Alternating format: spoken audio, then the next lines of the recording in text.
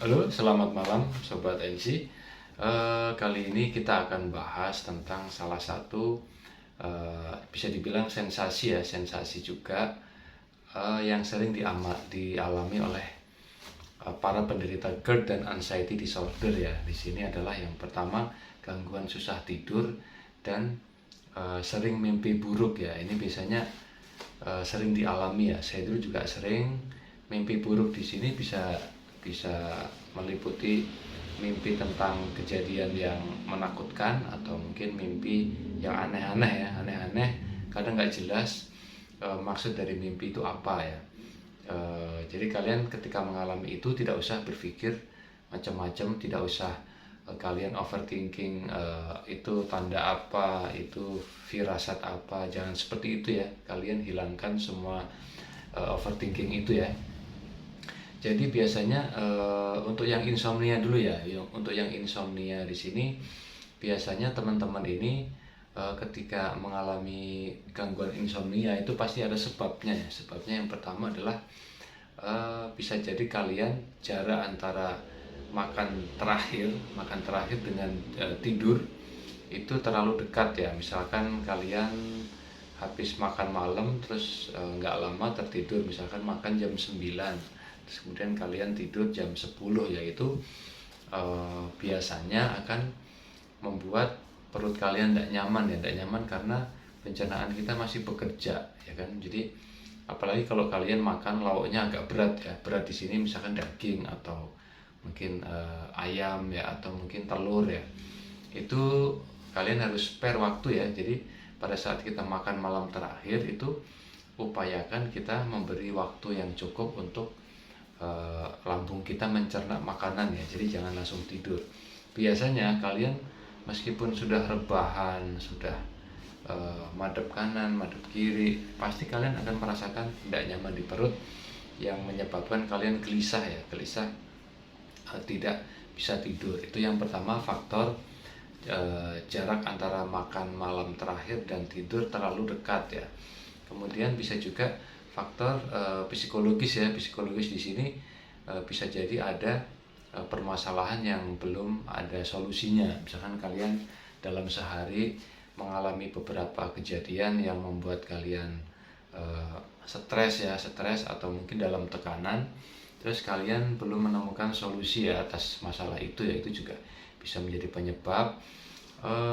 Paling solusinya ya kalian setiap mau tidur itu coba kalian atur pernafasan diafragma sambil melepaskan hal-hal yang sudah kalian alami di hari itu ya, termasuk yang sudah terjadi di waktu-waktu sebelumnya ya. Jadi kalian tarik nafas, ingat kejadian-kejadian yang tadi belum terselesaikan atau misalkan menimbulkan suatu permasalahan. Yakinlah bahwa setiap masalah itu nanti pasti ada solusinya. Jadi kalian percaya aja. Jadi kalau sudah pulang kerja ya udah kalian fokus di rumah istirahat. Besok dilanjutkan lagi pekerjaannya. Pasti ada solusinya. Dan Allah tidak akan memberikan cobaan melebihi kemampuan hambanya ya. Jadi kalian yakin aja pasti nanti akan ada solusinya. Apalagi kalau itu menyangkut pekerjaan ya, yang mungkin sudah rutin kalian lakukan, terus kalian juga sering mengalami permasalahan dalam kerjaan, terus sekian lama kalian kerja kan juga selalu ada solusinya kan, seperti itu ya. Jadi masalah ini juga nanti pasti ada solusinya ya kan.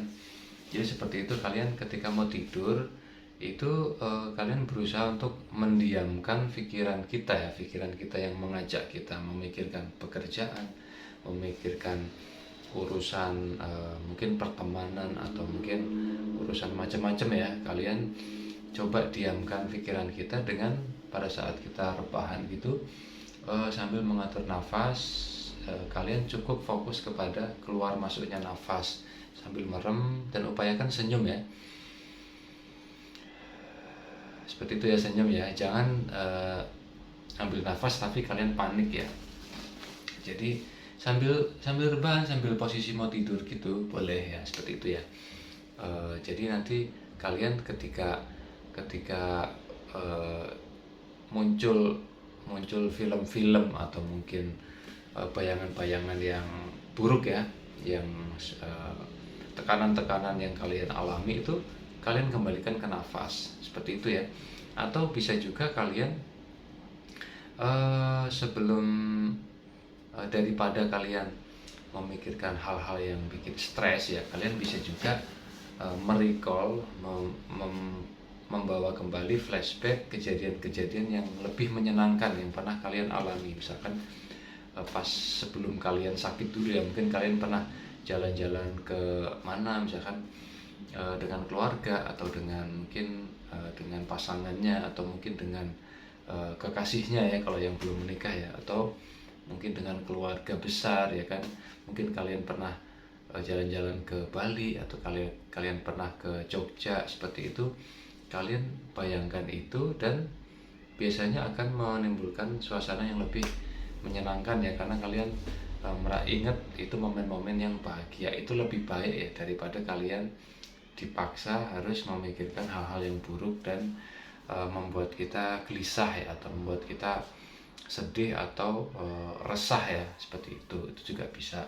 Tapi yang paling utama adalah kalian berusaha mengosongkan pikiran. Terus bisa juga kalian ini ya, boleh kalian melakukan meditasi dulu boleh, atau mindfulness boleh ya kan, sambil mungkin nyender dulu sambil kalian mengosongkan pikiran boleh, atau kalian langsung rebahan juga boleh. Atau bisa juga kalian mendengarkan afirmasi-afirmasi positif yang sempat saya share. Kalian boleh dengarkan dengan volume yang kecil aja, dan posisi handphonenya agak jauh, jadi kalian merem sambil mendengarkan. Ikuti kata-kata positif dari afirmasi itu yang saya sampaikan ya. Kalian cari aja, itu biasanya nanti kita akan kayak ditimang-timang ya, kayak ditimang-timang, kayak dibelai-belai lah ya, kayak dibelai-belai. Intinya nanti pada akhirnya ya kalian akan tertidur gitu loh. Tertidur kadang-kadang mungkin nggak terlalu mendengarkan, mungkin awal-awal aja kalian mendengarkan, tapi ya nggak apa-apa kan. Tujuan awalnya kan ya biar kalian cepet tidur ya. Saya sih nggak apa-apa kalau cuman dijadiin kayak radio, nggak didengerin sih nggak apa-apa gitu loh. Yang penting kalian kan bisa tidur. Terus juga boleh kalian pilih audio relaksasi ya, yang nggak ada suara ya, istilahnya nggak ada afirmasinya ya, nggak ada kalimat-kalimatnya, hanya musik instrumental, itu boleh juga ya kan. Dan ingat volumenya yang kecil, terus kemudian posisi handphone jangan dekat dengan kepala kita, jadi agak jauh, soalnya takutnya nanti jangka panjangnya efek radiasi segala macam ya. Itu untuk insomnia ya. Insomnia juga kalian boleh terapkan.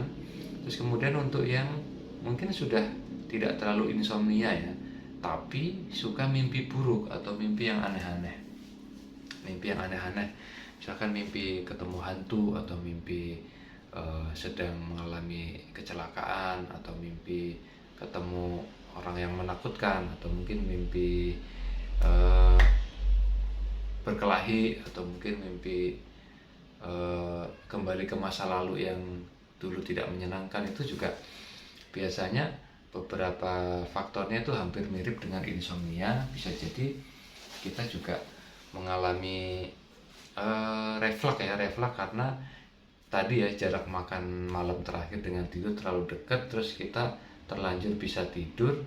Pada saat kita tidur, pencernaan kita bekerja, akhirnya karena katup esofagus belum kuat, dia refleks ke atas, menimbulkan jantung berdebar. Disitulah terjadi mimpi buruk ya. Mimpi buruk secara bawah sadar kita, tubuh kita merespon kita sedang dalam keadaan bahaya.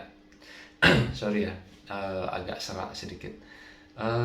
Di situ memungkinkan, jadi secara hormon, akhirnya hormon kita hormon senyawa melatonin yang harusnya menyemprotkan pada saat kita tidur, jadi kalah dengan hormon stres. Akhirnya memunculkan visual lewat mimpi hal-hal yang menakutkan atau hal-hal yang buruk ya, seperti itu ya. Itu juga salah satu sebab. Terus sebab berikutnya adalah bisa jadi kalian masih memiliki ada memikirkan sesuatu ya, ada permasalahan yang belum selesai ya kan. Ya upayakan ya kalian coba untuk meredam rasa resah itu sendiri, atau kalian coba kalau bisa diselesaikan selesaikan ya kan, atau mungkin dikurangi beban stresnya ya dengan misalkan menghubungi yang bersangkutan atau mungkin WA ya, intinya mengurangi beban lah. Misalkan ada kejadian yang kalian tidak enak sama mungkin rekan sejawat di kantor atau mungkin saudara ya, ya kalian selesaikan dulu, misalkan di WA minta maaf, atau kalian telepon kalau memungkinkan ya, kalau nggak mengganggu. Intinya biar perasaan kalian enak, terus tidak ada beban ya, tidak ada beban. Nanti soalnya kalau kita tidur dengan rasa penasaran atau rasa bersalah atau rasa sedih ya, rasa sedih atau rasa nggak enak, itu biasanya juga mempengaruhi pikiran bawah sadar kita, sehingga nanti memunculkan juga visual di bayangan kita sebagai mimpi buruk ya. Terus juga sebab lain adalah trauma ya, ada trauma, mungkin post trauma di sini pernah mengalami kejadian yang buruk di masa lalu, sekalian masih suka keingetan, mungkin dulu pernah terjadi, habis itu di hari yang sama kalian mungkin melihat situasi atau mungkin orang-orang yang mirip kejadian masa lalu itu, sehingga kalian teringat, terus malamnya kalian mau tidur. Nah itu bisa juga kalian kedistrak ya dengan rasa trauma itu ya. Kadang-kadang kan mungkin pernah mengalami kekerasan, terus padahal sudah sembuh ya, terus ternyata satu saat ngelihat seseorang yang mungkin wajahnya mirip atau mungkin suaranya mirip. Intinya itu ya, intinya ada sesuatu hal yang membangkitkan rasa trauma kalian lagi, itu juga bisa menyebabkan terus malamnya ketika tidur karena ada rasa trauma, akhirnya kalian jadi mimpi buruk seperti itu ya. Termasuk trauma dengan panic attack ya, misalkan teman-teman yang pernah panic attack itu pasti ada trauma baru, takut terulang lagi si panic attack. Itu juga kalau masih menghantui kalian akan masih sering mimpi buruk ya. Itu juga perlu kalian ketahui juga. Jadi terus solusinya gimana kalau panic attack ya, kalian tonton video saya tentang panic attack. Yakinkan bahwa panic attack itu hanya ledakan kecemasan yang biasanya dia hanya numpang lewat dan suatu saat akan pergi, nggak kembali lagi. Jadi ketika kalian sudah tidak menganggap panic attack itu adalah hal yang serius, maka kalian tidak ada trauma panic attack. Jadi kalian juga terhindar dari mimpi buruk ya. Terus juga apalagi ya, bisa juga sih mimpi buruk disebabkan karena ini ya, faktor eksternal di luar kita ya. Ya bisa jadi emang godaan setan bisa juga ya, tapi kalian jangan tersugesti ya. Intinya kan emang mimpi itu kadang-kadang kan dari setan untuk menggoda kita kan. Kadang-kadang kita harus sadari itu. Ketika terjadi mimpi buruk pun yang mimpi setan misalkan atau mimpi menakutkan, kalian udah nggak usah lagi overthinking ke hal-hal yang terlalu jauh. Ini firasat apa, ini tanda apa, ya udah. Emang kalau kalian emang, mas aku juga makanya nggak deket jam tidur kok, mas aku lagi nggak ada masalah, mas aku nggak ada trauma kok, mas aku lagi nggak ada pikiran yang dipikirin banget gitu kan, berarti ini dari setan dong. Ya udah, dari setan udah gitu loh. Jadi nggak perlu lagi kalian, ya udah kalau emang nggak ada sebabnya ya anggap aja dari setan gitu kan. Terus juga kalau mimpi yang indah kita nggak usah bahas lah ya. Mimpi yang indah sih kalau emang mimpi yang suatu yang membahagiakan ya, mimpi yang membawa hikmah, yaitu dari Tuhan ya, dari Allah, itu kita tidak bahas di video ini ya. Kita bahas di sini mimpi buruk ya. Terus juga misalkan trauma itu macam-macam ya, termasuk mungkin trauma ketinggian. Kita punya trauma binatang buas misalkan, nanti mimpinya ya akan ke situ, mimpi ketemu harimau, beruang, atau mimpi jatuh dari gedung seperti itu ya.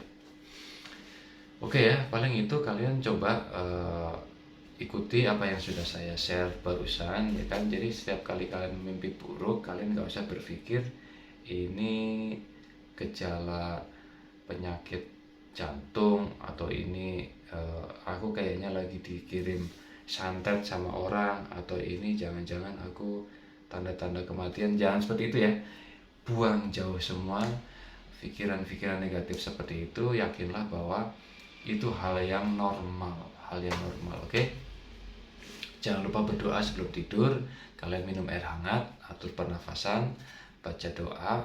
Buat yang muslim ya, kalian baca surat itu ya, yang kul ya, An-Nas, Falak, Al-Ikhlas, ayat kursi. Doa sebelum tidur, kalian tidur. Buat teman-teman yang beragama lain, kalian menyesuaikan ya, berdoa mohon perlindungan kepada Tuhan agar dijaga dari godaan dari bangsa jin juga ya. Kalian intinya berdoa, oke? Selamat beristirahat, semoga kalian mimpi indah, dan semoga besok pagi bangun kalian dalam keadaan fresh dan semakin semangat, oke? Salam bangkit luar biasa.